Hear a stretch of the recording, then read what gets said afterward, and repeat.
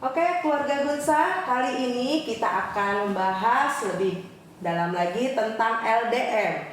LDM itu apa? Yaitu Long Distance Marriage. Dan hari ini kita bertemu dengan keluarga Panggabean. Boleh memperkenalkan diri, silakan. Halo keluarga Gunsa, perkenalkan kami dari keluarga Panggabean. Suami saya Roni Panggabean. Istri saya, Prita Kristanti. Ya, oke. Dengan Bang Roni dan Kakak Prita ya. Oke, terima kasih untuk perkenalannya dan hari ini kita akan bahas tentang LDM ya. Dimana ngobrol tipis lah. Ya, dimana ternyata nih ya keluarga Panggabean sudah mengalami long distance marriage ini ya. Kita mau belajar nih hari ini seperti apa long distance marriage dan bagaimana menghadapinya. Tapi sebelum kita jauh, kita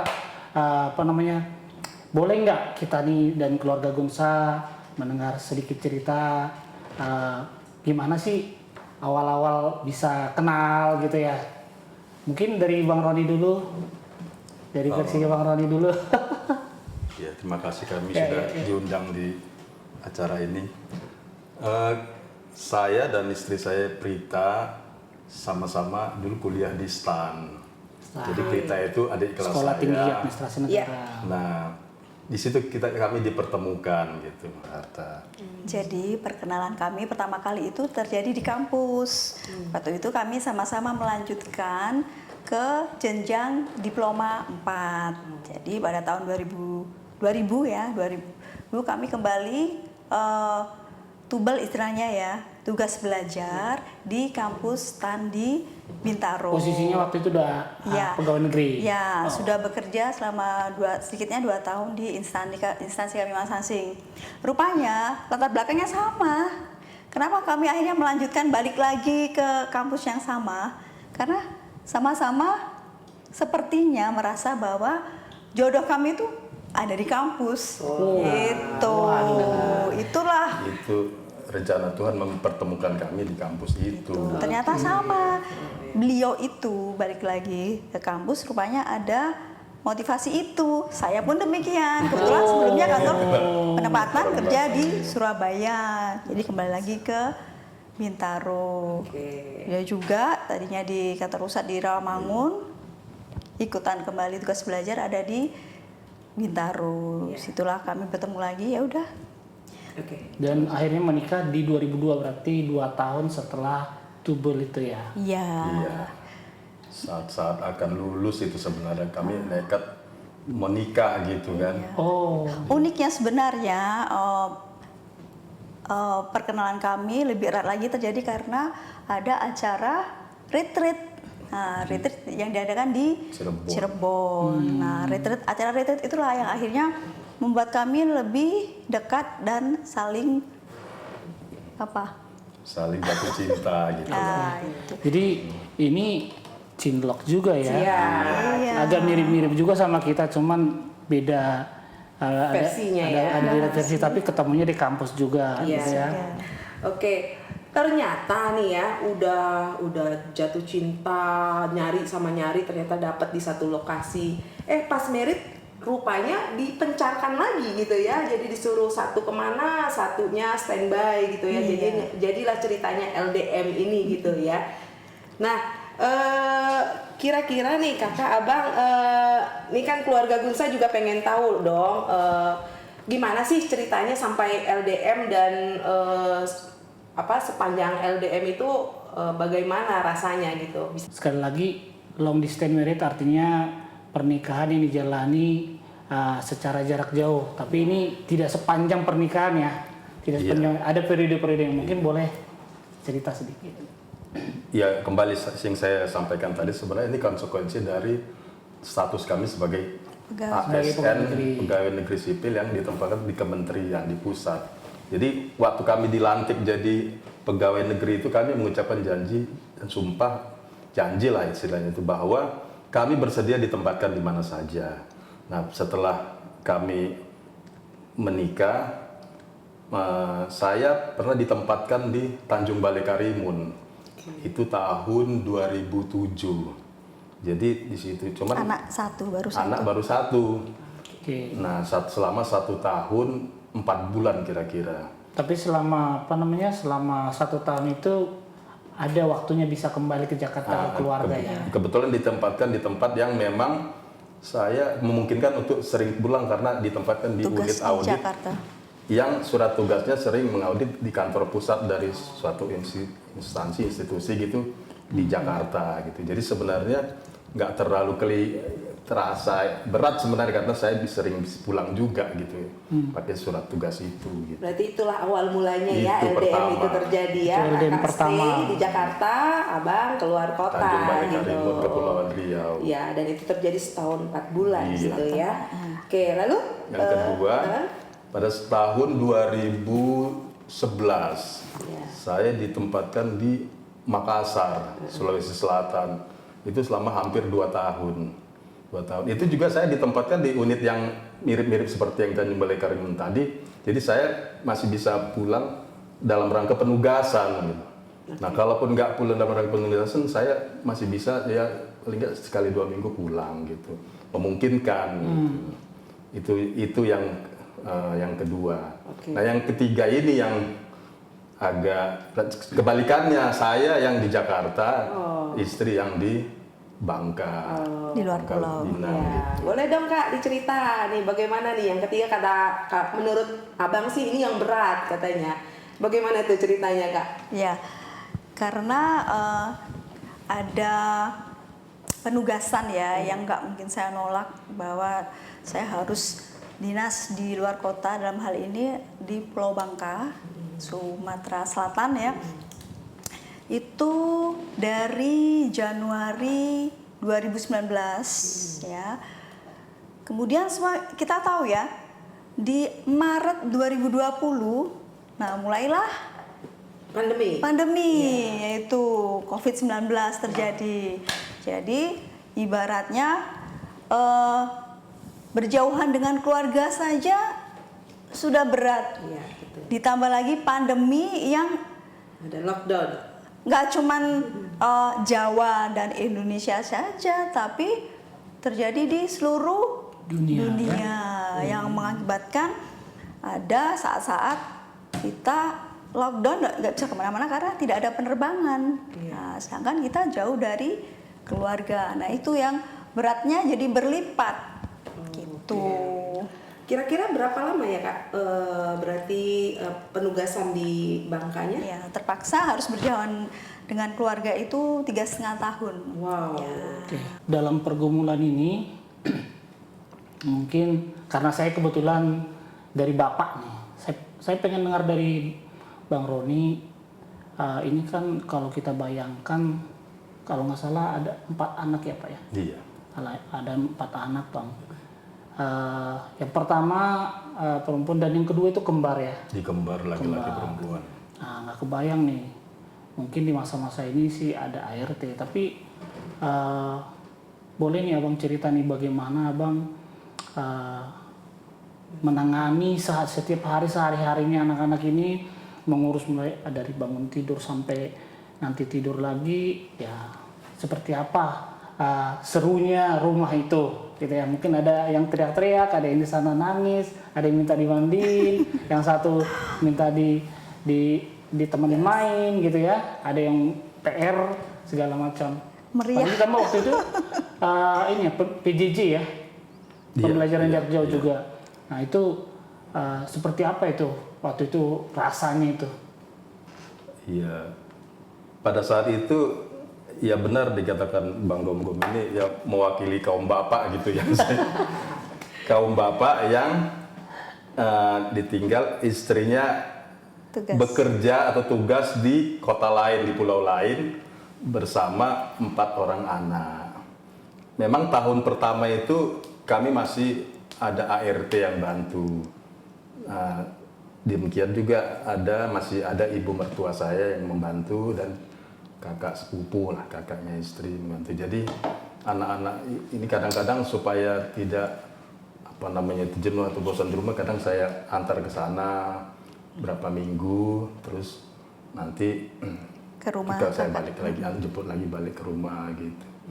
Nah, itu yang beratnya karena memang terus terang ya, pertama itu shock ya, kaget. Cuman saya kan tetap mendukung karir istri saya gitu, karirnya Mbak Prita ini, karena harus ke promosi keluar daerah supaya karirnya bisa naik kan gitu. Nah, sementara konsekuensinya memang saya harus terima bahwa saya harus mengurus keempat anak ini yang kebetulan masih kecil-kecil juga gitu.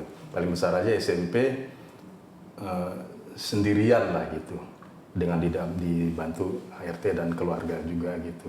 Itu yang beratnya gitu. Yang berat juga pada setengah-tengah itu ada pandemi gitu. Nah, pandemi itu makin memperberat lagi gitu. Cuman saya tetap berdoa sama Tuhan gitu. Jadi saya pada saat itu jadi lebih sering berdoa kepada Tuhan gitu. Minta tolong kepada Tuhan, kepada Tuhan. Pertama itu karena saya sendiri di Jakarta, istri di tempat lain, di kota lain bekerja. Saya mohon kepada Tuhan kalau bisa saya jangan dimutasi juga gitu ke kota lain gitu. Karena bisa juga juga kemungkinan seperti itu. Walaupun mungkin kalau di sistem negara kita walaupun suami istri pegawai negeri, kemudian misalnya seperti itu, istri sedang ditugaskan, tidak menutup kemungkinan suami juga bisa ditugaskan bisa, gitu. Wah, seperti itu, dan pernah terjadi, memang ada gitu. Dan yang kedua itu saya mohon kepada Tuhan itu, saya doanya supaya saya juga jangan ikut positif COVID juga gitu. Apalagi pada saat Delta itu kalau positif COVID itu langsung ke Wisma Atlet kan gitu, diangkut ke atau ke tempat itu isolasi bisa lama ya. Iya lama, anak-anak bagaimana kan gitu, siapa yang ngurusin kan gitu. Itulah saya mohon ke Tuhan gitu. Hampir setiap malam saya berdoa supaya dikuatkan dan jangan saya dijauhkan dari kedua itu, mutasi keluar daerah dan penyakit itu COVID gitu. Dan doa saya terjawab, memang Tuhan itu sangat baik ke kami gitu, khususnya ke saya gitu, saya rasakan gitu. Oke. Mungkin sekedar sedikit kita flashback ya, suasana tahun 2000, 2001. Kebetulan kita waktu itu tinggal di daerah Kelapa Gading yang biasanya ramai, itu sepi. Betul. Jadi sepanjang hari, apalagi malam, entah kenapa tuh kita selalu mendengar suara bunyi sirene ambulan, dan itu menjadi sangat mencekam ya. Nah, kita lengkap ya, kita bersama anak-anak, mungkin PJJ gitu, tugas kerja juga dikerjakan dari rumah, anak-anak juga dari rumah. Memang jadi tambah sedikit waktu kita harus lebih banyak dengan anak. Nah, ini kondisi terpisah gitu ya, kondisi terpisah. Kemudian anak-anak lebih banyak sama bapak. Itu kalau tadi dari segi bapak-bapak menghandle itu jadi tambah nih, karena otomatis kan anak-anak mau ke mall untuk menghibur mereka terbatas, waktu itu nggak ada mall yang juga tutup. Sedikit mau diarahkan ke Kak Prita dulu kali ya. Mengingat kondisi seperti itu dan sangat terbatas secara perasaan gitu ya, dihandle oleh Bang Roni anak-anak gitu ya mungkin nggak sesempurna kalau ibu yang handle pada saat itu. Kak Prita, gimana tuh perasaannya, terpaksa anak-anak harus dihandle sama sang ayah, tentunya kan ada rindu juga ya, baik itu kepada anak-anak maupun kepada suami. Waktu itu ada rasa khawatir nggak anak-anak dihandle sama? Jadi yang harus ada itu adalah iman dan percaya kepada Tuhan. Tuhan pasti melindungi. Yes. Pasti mempunyai rencana yang sempurna. Kenapa situasi ini harus kita hadapi? 1, 2, percaya pada pasangan kita. Percaya apa? Dia pasti mampu. menghandle anak-anaknya. Nggak akan ngapa-ngapain ke anak-anaknya, pasti aman. Orang sama bapaknya sendiri. Ya, itu 2 hal modal saya untuk bisa memanage diri saya sendiri juga kan. Bagaimanapun juga semua orang pada saat itu harus memelihara imunitas kan. Nah, kalau kita dalam kondisi khawatir, ya khawatir, terus akhirnya jadi mellow, sedih, apa yang jadi pada tubuh kita? Imunitas kita menurun. Kalau sudah imunitas menurun, ada Bisa virus, terkena, ya, nah diangkut itu. deh sama Ya, nah, jadi dalam hal itu kita dituntut untuk tetap rasional. Rindu ya rindu. Ada perasaan bersalah karena tidak bisa menghandle secara langsung. Iya. Ya, ada. Tapi satu situ ya kita harus rasional supaya kita sama-sama selamat melewati babak terberat ini gitu. Terus ya puji Tuhan kan teknologi juga membantu kita kan. Iya, Kita iya. bisa video call anytime. Ya kan? Tuh, udah nggak harus ke wartel ya zaman dulu ya. Wifi Zaman sudah waktu tersedia. pacaran tuh ya. Iya. Ke wartel Harus ngantri dulu. kan pakai koin kan. Nah, seperti itu ya. 1, tetap menjaga iman, percaya pada Tuhan, pada rencana Tuhan, pada penyertaan Tuhan. 2, tetap pada percaya pada komitmen pernikahan dengan pasangan Iya, kita. Itu yang sangat membantu. Kepercayaan ya. Nah, Ini juga buat keluarga Gum sama. Iya. Jadi udah pasti ya mengandalkan Tuhan. Iya. Tapi ini juga terutama untuk pasangan muda atau orang-orang muda yang mau menikah harus memastikan bukan hanya percaya kepada pasangan tadi ya. Iya. Karena tadi Kak Prita bilang saya itu percaya dalam artian anak-anak pasti aman sama papanya. Ini penting karena seringkali kan kalau kita lihat di sosmed gitu ya, bikin meme-meme gitu. Inilah akibatnya kalau anak-anak dihandle oleh papanya. Terus keluar anak-anak udah pakai topeng, pakai kumis, pakai apa gitu ya. Itu kadang-kadang bisa mengkhawatirkan para ibu gimana bapak-bapak Secara kalau tidak meninggal. langsung ya. Tapi ini penting. Jadi keterampilan menghandle anak-anak juga harus ada. Iya. Gitu ya. Karena kebutuhan anak-anak baik itu tingkatan usianya maupun yang lain-lain memerlukan perhatian khusus, kita mengenal kebutuhannya gitu ya. Iya. Jadi kembali lagi ke tadi itu bahwa hubungan LDM ini harus dijalani dengan berbagai warna gitu ya. Kalau ya boleh nggak cerita dalam periode LDM itu mungkin Kak Prita dulu ya. Satu saat gitu ya, satu saat atau satu periode yang terberat yang menjadi pergumulan, mungkin boleh diceritakan ke kita dan bagaimana menyikapinya. Yang pertama jelas pada masa itu kan masa pandemi, jadi ada bulan-bulan di mana tidak ada penerbangan dari Pangkal Pinang ke Cengkareng. Pesawatnya off ya berarti. Pesawatnya ada, duit buat bayar tiketnya ada, tapi pesawatnya nggak ada. Iya. Oh iya.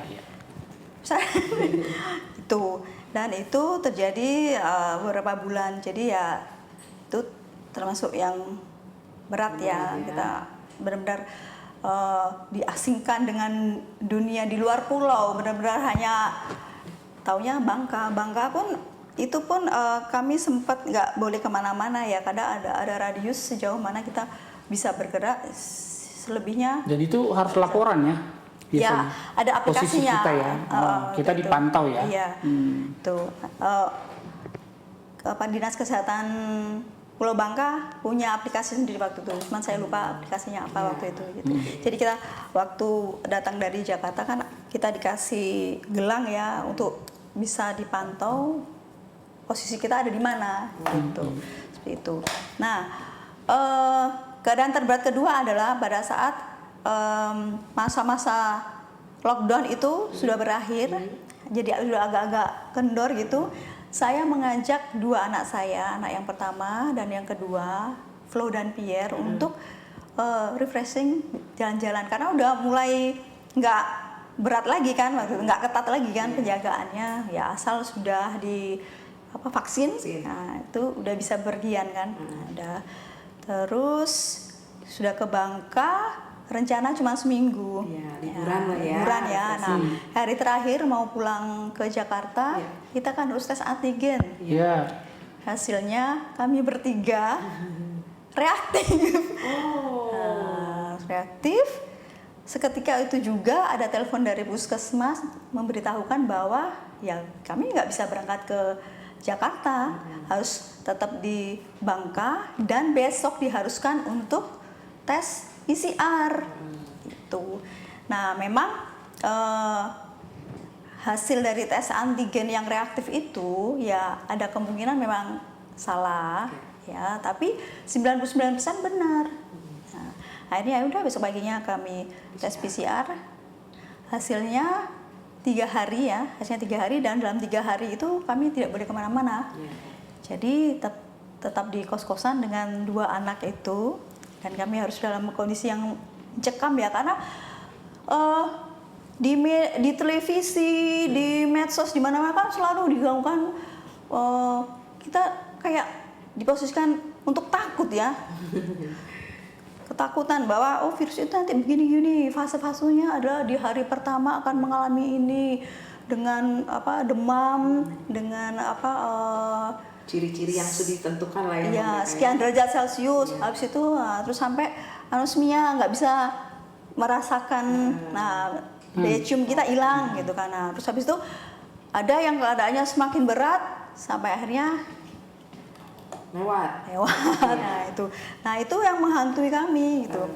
Saya sih berusaha untuk berdoa ya, mudah-mudahan tes antigennya itu salah, jadi hasil PCR-nya adalah negatif. Tetapi 3 hari kemudian kami ditelepon oleh pihak puskesmas, ternyata kami positif.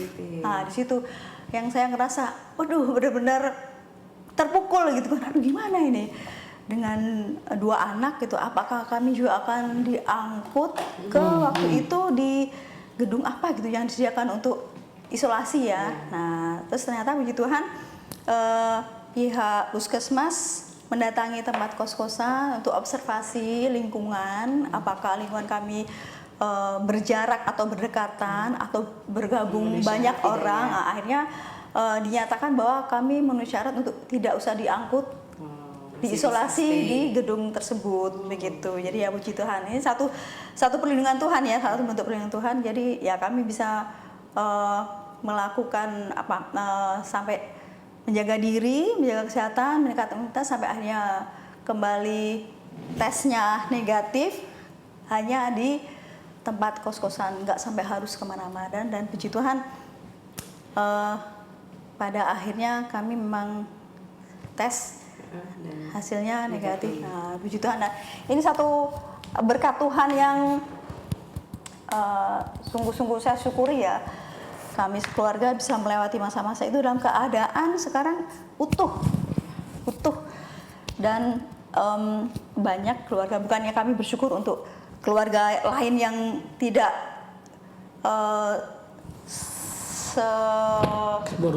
seberuntung kami ya, tapi kami benar-benar menyatakan merasakan sekali penyertaan Tuhan.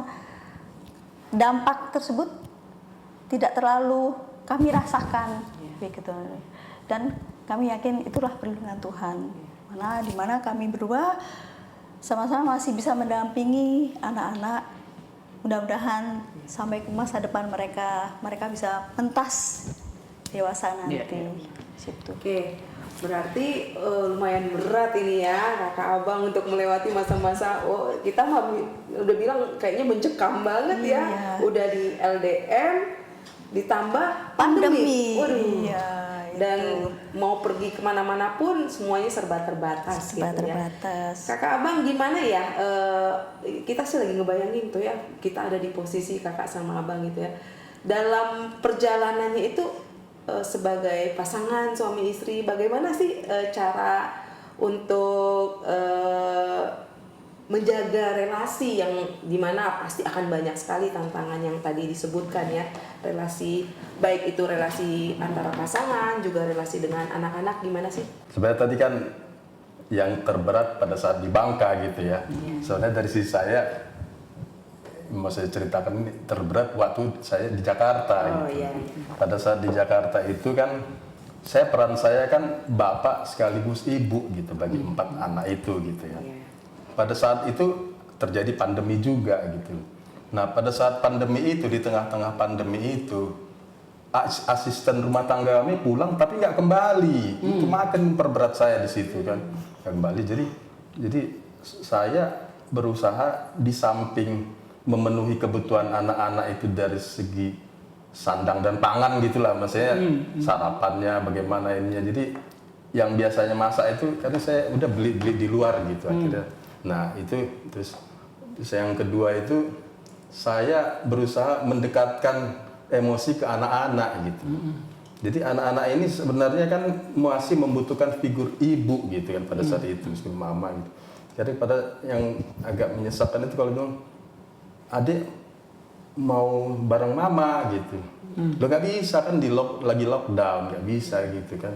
Terus kadang kakak mama mana sih, kakak kangen gitu. Itu juga agak membuat saya menyesak gitu, agak sedih di situ pada saat itu gitu kan. Terus nah apalagi mereka kan masih kecil gitu, kadang sering bertengkar antar mereka gitu di rumah itu. Bertengkar yang kakak ini apa ke adiknya gitu sampai adiknya nangis gitu kan. Pada sampai berempat itu mereka teriak-teriak gitu, bertengkar gitu. Saya sampai bingung, sampai kalau saya telepon mamanya gitu. Berapa kali nggak diangkat gitu kan. Waduh gimana, terus saya telepon lagi diangkat, ternyata mungkin ada kegiatan apa di sana gitu kan yang agak banyak suara-suara, ada suara ini gitu kan kayak keramaian gitu kan. Terus saya sampai di situ sampai karena saking paniknya apa saya emosi juga gitu kan. Kemana sih nggak diangkatin teleponnya itu, anak ini lagi bertengkar di rumah itu. Kamu enak-enak di sana jalan-jalan sama saya di sini udah jungkir balik di kaki jadi kepala jadi kaki gitu kan. Terus mamanya kan apa gitu kan makin ini kan menyesakkan. Cuman akhirnya begitu udah saya termenung, terdiam. Ya buat apa saya marah kan, nggak menyelesaikan masalah gitu kan. Toh memang ini konsekuensi dari apa namanya saya membentuk keluarga, menikah gitu lah, dapat 4 anak gitu kan. Ya ini konsekuensi, jadi konsekuensi dari kami statusnya PNS ini juga, jadi mungkin ya seperti terpisah gitu kan. Dan saya juga pasti dalam merenung itu ya saya akan kembali ingat janji pernikahan saya kan pada saat itu kan saya bilang kan saya mengambil engkau menjadi istri saya kan tidak hanya dalam kondisi senang saja kan, kondisi susah juga kan gitu.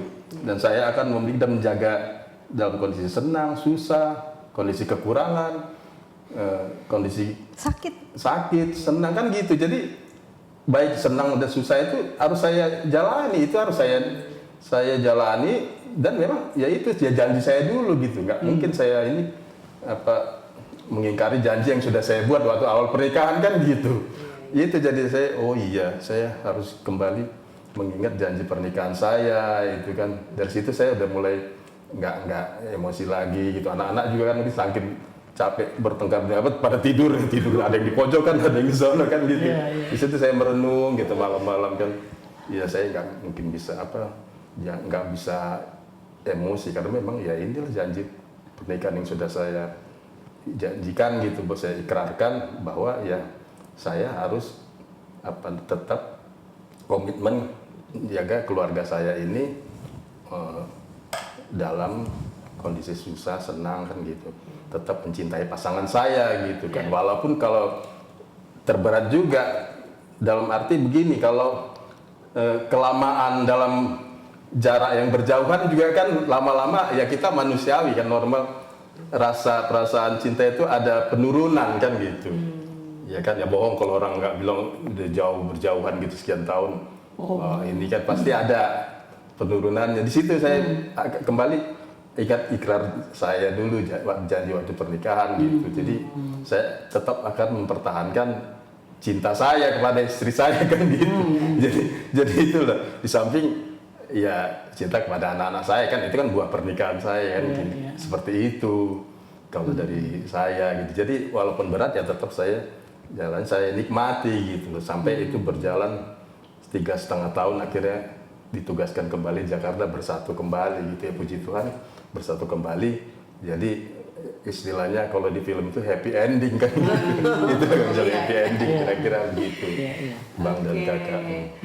Ya, keluarga Gunsa ini ternyata happy ending dan kita boleh lanjut untuk yang berikutnya. Silakan, jadi Pak. karena saya sendiri pernah menghandle 3 anak gitu ya, itu baru dari pagi sampai pagi ya, paling 1 malam atau 2 malam dia tidak ada, itu rasanya tuh kayak 1 tahun lebih ya gitu ya. Gimana yang 3,5 tahun? Enggak, coba. Saya baru ke dapur sebentar gitu ya, nyiapin susu gitu, teriak di depan, pas saya balik kepalanya udah benjol gitu. Saya juga nggak tahu kejadiannya seperti apa gitu, tiba-tiba udah benjol, panik gitu kan. Kita tuh kalau bapak-bapak kayak gitu menghadapi kayak gitu, apalagi tidak ada orang lain tuh, rasa bersalah ada, terus emosi juga ada gitu. Tapi ini kan anak-anak tuh dia nggak tahu apa-apa gitu, mau kita marahin juga dia tambah panik gitu kan. Nah kita pengen dengar bagaimana sih kerjasamanya dalam membimbing anak-anak, bukan hanya soal sekolah ya, tapi juga ada kebutuhan rohaninya ya. Jadi kalau kita sama-sama kita bisa doa bareng, bisa renungan bareng. Tapi ketika ada jarak gitu ya, mungkin kita di sini udah siap, yang di sana mungkin masih sibuk gitu kan. Nah, apakah ada tips atau cara-cara bagaimana mengatur kerjasamanya untuk kebutuhan mendidik dan membimbing anak-anak? Mungkin ke kakak dulu. Oke, jadi yang jelas kita tetap harus ingat janji setia kita yang menjadi landasan pernikahan kita. Itu sangat penting. Kita nggak hanya janji kepada orang ya, itu janji kepada Tuhan. Janji kepada Tuhan dan jemaatnya itu bukan main-main. Ya, itu. Kemudian yang jelas harus melaksanakan itu, kita harus setia juga kan kepada pasangan kita. Nah, itu.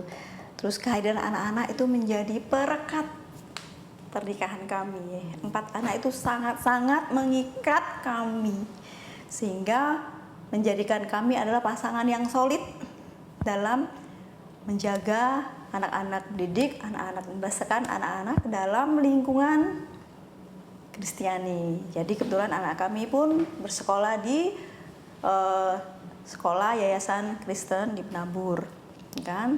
Jadi mereka pun dalam masa-masa pandemi pembelajaran dilakukan secara jarak jauh, PJJ ya istilahnya. Pasti pagi-pagi menu mereka adalah renungan dulu. Itu setiap hari. Jadi menurut saya itu pun menjadi dasar rohani mereka. Tuh.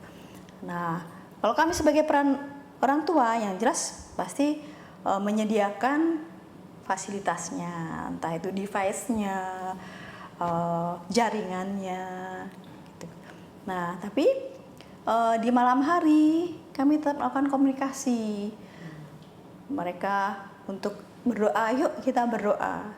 Kita minta perlindungan Tuhan supaya virus itu gak masuk ke rumah kita, gitu, gak masuk ke rumah kita. Dan mohon kepada Tuhan cepatlah mama ini kembali ke Jakarta seperti itu. Dan itu harus jarak jauh tetap ada menjaga ya, komunikasi, ya. iya masih berdoa bersama gitu kan, seperti itu. Dan jangan lupa mereka kan tetap ikut sekolah bina iman SBI, ya di kayak Gunung Sari. Iya, itu pun walaupun dilakukan secara juga. Ya online, tapi itu juga menjadi sarana buat mereka untuk tetap memelihara iman mereka. seperti itu. Ya, selama pandemi itu tahun pertama itu, jadi saya tetap menjaga kerajinan mereka sekolah minggu dan SBI gitu, sama seperti waktu mamanya masih di Jakarta. Jadi mamanya jauh, tetap saya Sabtu Minggu itu saya paksa ke gereja, saya antar. Makanya sering ngelihat saya keliaran di gereja ini jadi Sabtu Minggu gitu. Saya tetap jaga kualitasnya harus sama seperti mama masih di Jakarta gitu. Saya antar sendiri, saya itu kadang tasnya saya bawain supaya mereka tetap ringan lah, jalan mau gitu, saya paksa gitu, ayo gitu. Nah, pandemi itu yang akhirnya semua jarak jauh kan, jadi saya pastikan mereka di rumah tetap ikut SBI dan sekolah minggu itu secara online itu. Jadi saya pantau, kenapa nggak ikut ini? Oh iya, baru pada buka gitu kan. Ya itu terus saya jaga gitu sampai supaya mereka tetap Ikuti. tetap beribadah, tetap dekat dengan Tuhan gitu. Sampai berdoa. Berarti gitu. Fasilitas yang diberikan oleh gereja berupa sekolah minggu, sekolah bina iman, dan kegiatan-kegiatan rohani lain itu sangat menolong sebetulnya. Betul. Untuk tetap walaupun orang tua dalam LDM, mereka ada dalam dipastikan mengikuti itu, dan itu memang tetap benar-benar berguna gitu ya. Iya. Oke. Dalam pergumulan itu, termasuk dalam LDM itu, mungkin dari Bang Roni dan Kak Prita, dalam situasi apa pernah dirasakan, sangat dirasakan yang namanya pertolongan Tuhan itu? Mungkin boleh cerita ke kita sehingga kita bisa.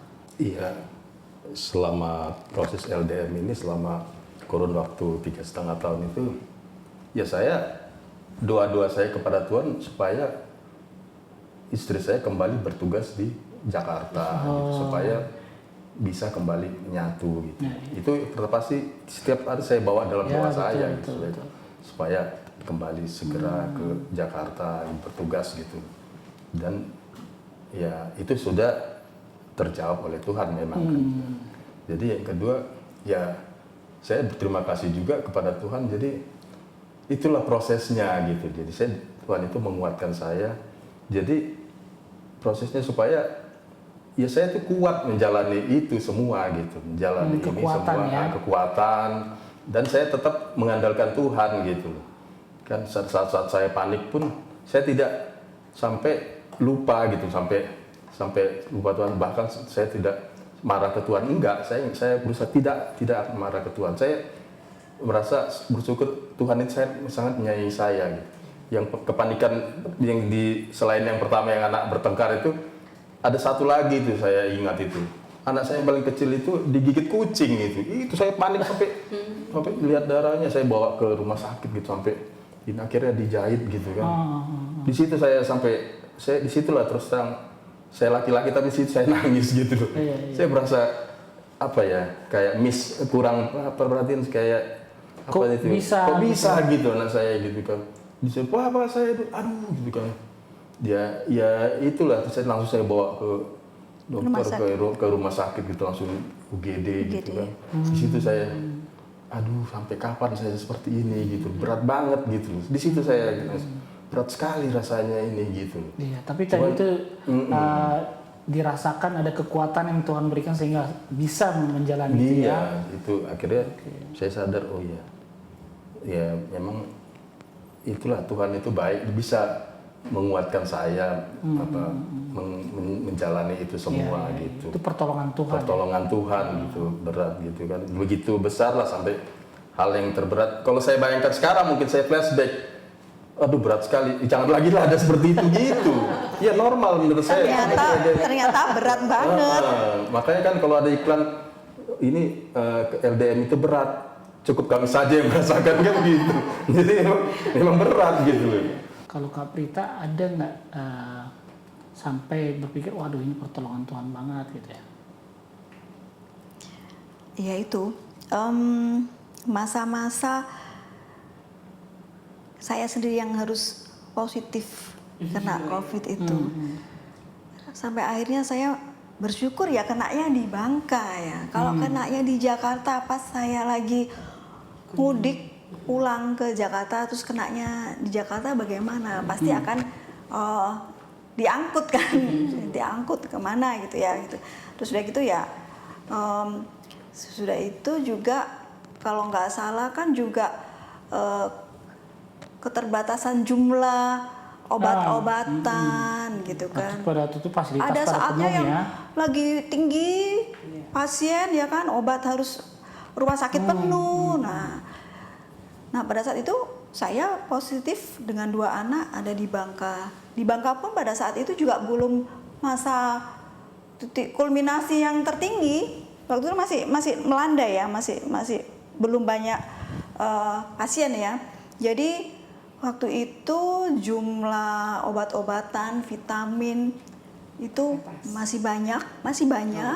Terus rumah sakit pun masih pada kosong, gitu kan. Jadi malahan tenaga kesehatan nakes itu bisa malah melakukan kunjungan ke kami untuk memberikan obat dan vitamin. Iya, gitu. iya, yang isolasi Iya. didatangi ya. Iya, malahan sampai segitunya karena masih sepi ya. Nah, terus setelah kami sudah sembuh, ternyata habis itu naik pasien yang kena. Sampai jumlah obat dan vitaminnya itu habis kosong. Sedangkan saya kenanya pada saat obat-obatan masih banyak, tenaga. Itu pertolongan Tuhan. Gitu. Oke. Jadi ini satu lagi, maaf ya saya tambahin ya. Iya, baik.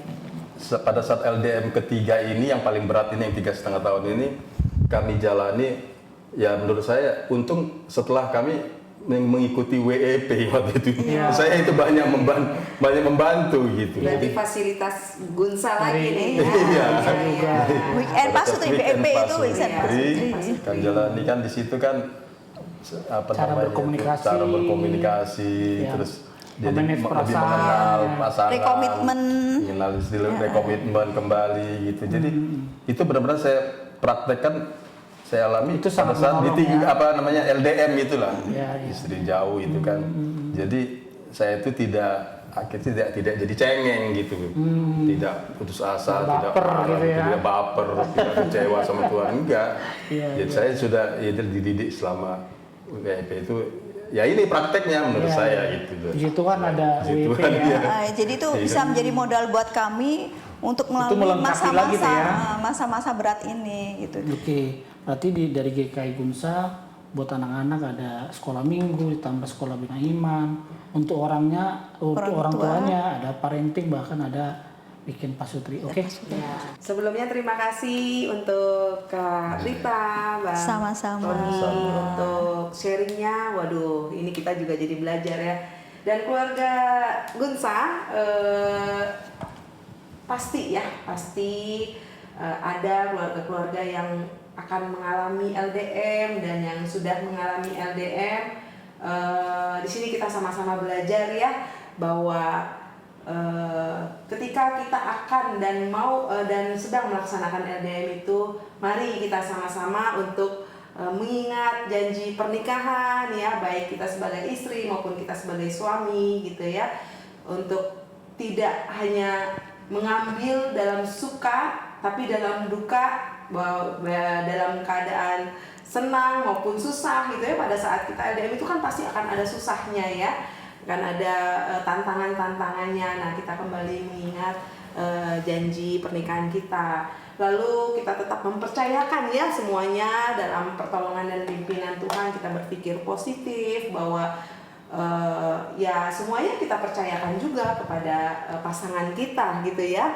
Seperti yang dikatakan sama Kak Prita, khawatir, oh iya pasti khawatir, tetapi mari kita juga sama-sama memberi kepercayaan kepada pasangan kita untuk pasti memberikan yang terbaik buat anak-anak kita. Kita sangat terberkati ya dengan pada saat ini dengan sharing ini yang kita dapat. Salah satunya adalah bagaimana menjalankan peran dan berbagi peran gitu ya, termasuk di dalamnya ketika ada apa namanya dialektikanya gitu ya, tapi tetap di dalam semuanya itu tidak menyalahkan siapapun ketika terjadi masalah, bahkan ketika panik tidak menyalahkan Tuhan gitu ya, tidak jadi baper gitu ya, tapi kerjasama antar pasangan, berbagi peran, gitu ya, dan mempercayakan peran itu sepenuhnya tanpa ragu-ragu, itu ternyata sangat penting, dan itu salah satu berkat yang kita dapat pada saat ini dari sharing ini. Terima kasih untuk sharingnya. Kiranya Tuhan Sama-sama. memberkati pernikahannya, memberkati anak-anak, dan juga tugas panggilan dari negara, gitu ya. Dan ini akan juga menjadi berkat bagi jemaat Tuhan di tempatnya. Tuhan memberkati. Ya, Amin. Terima sampai kasih. jumpa keluarga Gunsa. Sampai jumpa keluarga Gunsa.